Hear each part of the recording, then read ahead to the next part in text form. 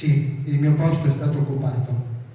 Sì, da una donna, una giovane donna, bella, elegante, straniera.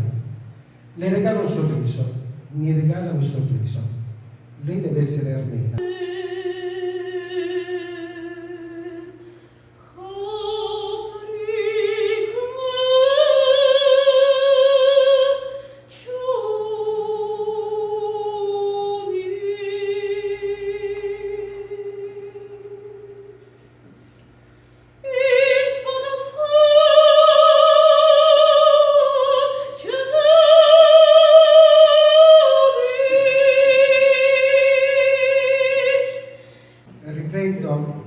Facendo un breve riepilogo per quel signore di terza fila che non ha fatto altro che mangiare popcorn. Ora io sentivo croc, croc, croc, croc, e pensavo che fosse il microfono che non funzionava, invece era lui. Ora per la privacy non vi dirò chi è, ma lo potete vedere anche voi, è l'unico che ha ancora il popcorn sul naso.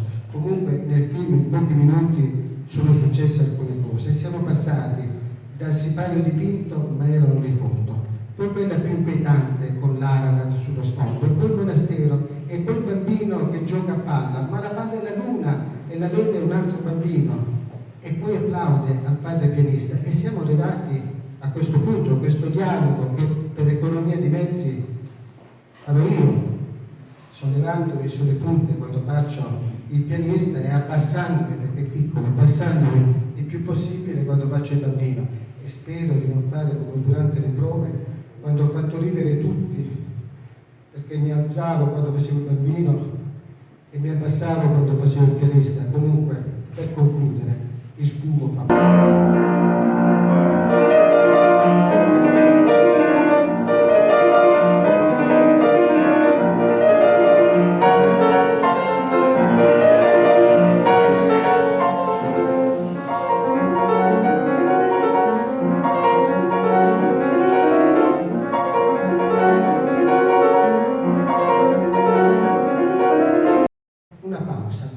Giusto il tempo di una sigaretta. Ma il fumo fa male. È vero, in effetti ho smesso.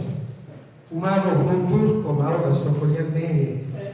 E comunque, per concludere, il fumo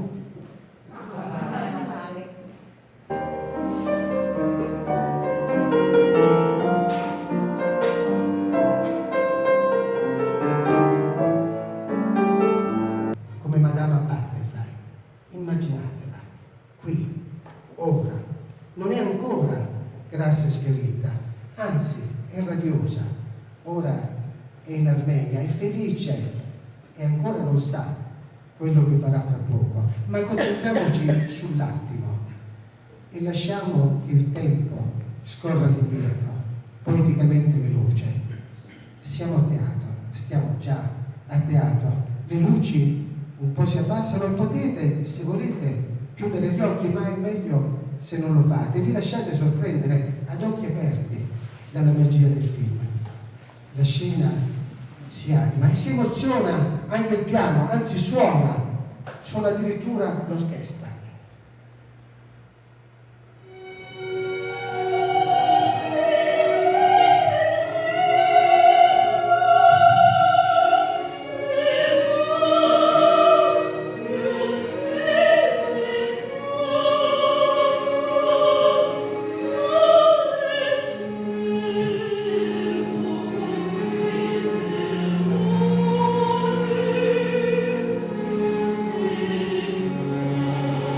Spero che tutti gli armeni, dentro e fuori l'Armenia, apprezzino la sincerità del film e la sua leggerezza, perché nessuno può, nessuno deve, nessuno vuole dimenticare il genocidio, ma bisogna comunque andare avanti, sempre, comunque.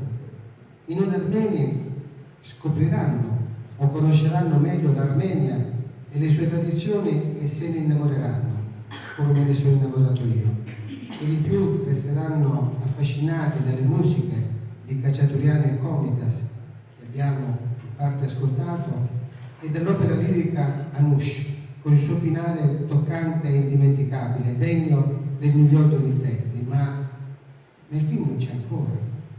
Ce n'è solo il racconto che avete in parte ascoltato e sono pronte le altre componenti, multimediali e interconnesse.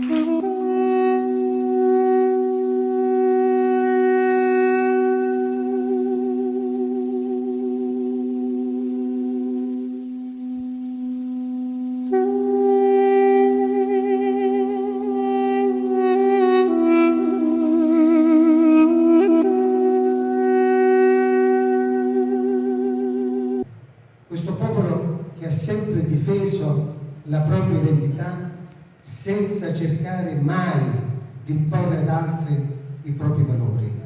Questo popolo che tragicamente ha dovuto migrare e si è disperso nel mondo, restando però sempre, tenacemente e pacificamente cristiano e armeno. Ebbene, questo popolo assume ai nostri giorni un significato emblematico ed alto, ed è per questo che io credo in Regalami un sorriso e spero diventi il progetto di tutti gli armeni dentro e fuori l'Armenia e di tutti in Italia e nel mondo, tutti coloro che non vogliono che accoglienza, integrazione, sorriso cedano il passo a guerra, terrore e pianto.